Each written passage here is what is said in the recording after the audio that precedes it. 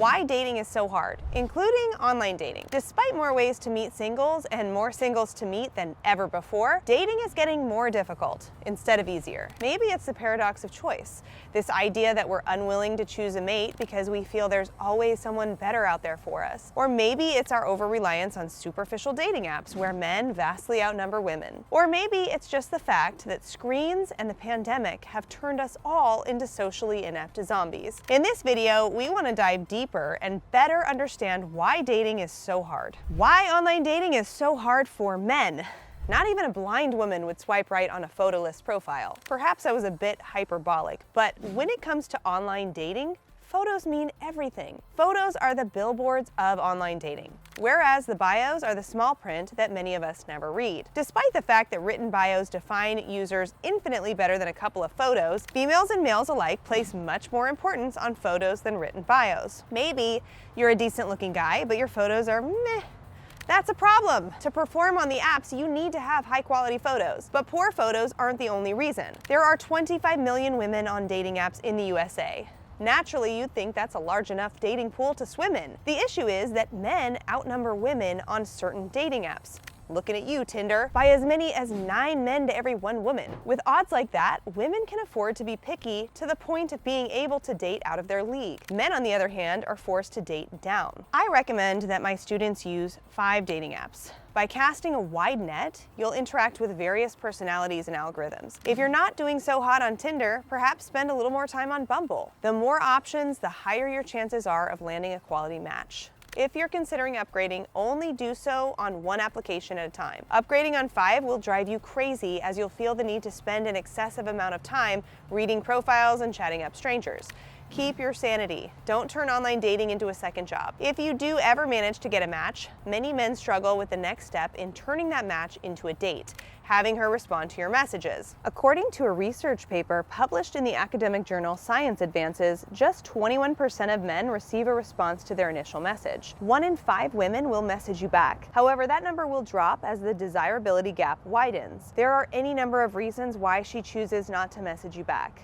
You two matched, right? So there must be some inkling of a connection. While the connection might be there, consider how many messages she's being bombarded with on a daily basis. In the aforementioned paper, the study found that the most desirable female user of an unspecified yet popular dating service received 1,504 messages throughout the course of the study. That breaks down to receiving a new message every 30 minutes for the span of a month. Super desirable or just slightly attractive, if she has an online dating account, she's getting inundated with messages. It's your job to jockey for position and win her attention. You'll do so by crafting a solid opener and following it up with a light conversation, ultimately culminating in a TDL. It's daunting to know that you're competing potentially against hundreds of other matches. However, our research shows that some of those dudes are at fault. In a recent Hinge study carried out by yours truly, I found that 70% of men didn't comment on a female user's Hinge answer or photo. Of the paltry 30% that did message, only 5 to 10% of dudes said something apart from hey or a hey-like alternative. Make your first message compelling. Comment on her profile, use her name, and don't be overtly sexual. The cliche hey is, well, cliche. It doesn't take much effort to actually read her profile and comment on a hobby of hers. If she hasn't written a bio, ask her a probing question that cracks her open and shows you her personality. Just don't make the question too complex or she might not respond. After you two have sent a few messages back and forth, set a TDL. Remember that dating apps only work if you meet up with your match in real life. To do this, you'll need to ask her out. Too many guys make the mistake of asking her on an amorphous date set in an undefined future. With a TDL, you're asking her to go on a concrete date that has a set time, date, and location, and activity. This way, she has something tangible that she can seriously consider and either commit or reject. Why is online dating so hard for women?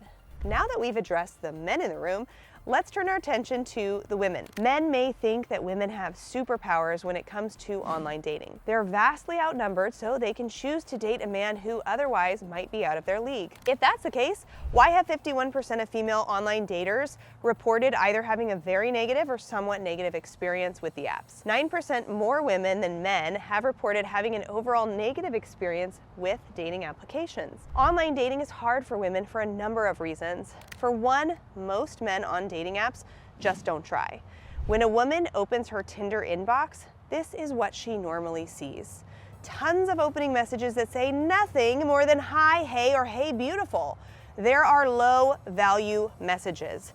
She's not going to take the time to respond to all these mediocre opening lines. And it's not like the conversation suddenly gets better from there. Most men either try to rush into things and ask women out ASAP, or they'll be super passive and try to date her online. Oh, and I didn't even get into all the abuse women receive online. Whether it's a man commenting on her looks, telling her all the nasty stuff he wants to do to her, or just straight up insulting her. Every woman who has ever swiped has a story of online abuse. But online dating isn't the only reason modern dating is super freaking difficult. Physical attraction. More than any time ever before, both men and women feel the pressure to look good. Every time we walk down the street or open social media, we're inundated with images of insanely fit people. Naturally, this makes us only want to date a hottie with a body. The issue is that most people aren't insanely fit and attractive. Because of this unrealistic beauty that for most simply isn't attainable, more and more people are willing to pass over an otherwise amazing partner simply because they don't deem that attractive enough. This is the case for both men and women. External locus of control. Do you feel like your dating life is in or out of your control?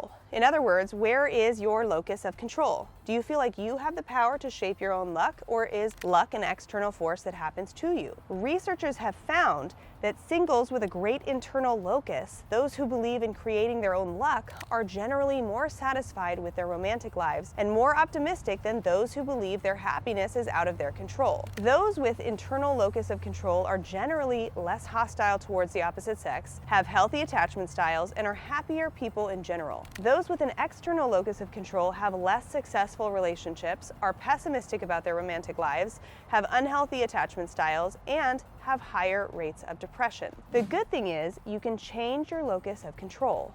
Reshaping your perspective is possible with conscious effort. These books might help you out. Mental illness.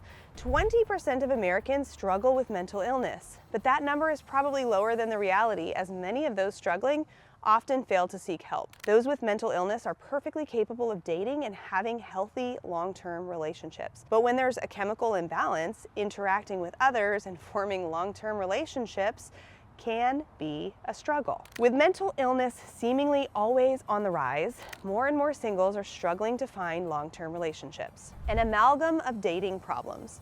Researchers Alexander and Caitlin recently polled 355 singles on their top dating difficulties. When asked how the behavior of the people they're dating or may potentially date impacts their dating lives, this is how they responded. Dating difficulties between the sexes.